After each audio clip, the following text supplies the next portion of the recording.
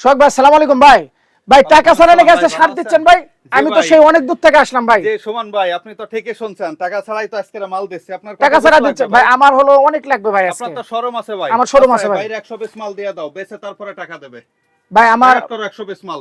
ঠিক আছে ভাই, তাহলে আমি বেচা কিন্তু টাকা দিবেন, ঠিক আছে? ভাই বেচা কিন্তু দেবো। আরো অনেক অফার আছে অনলাইনে। কি অফার ভাই?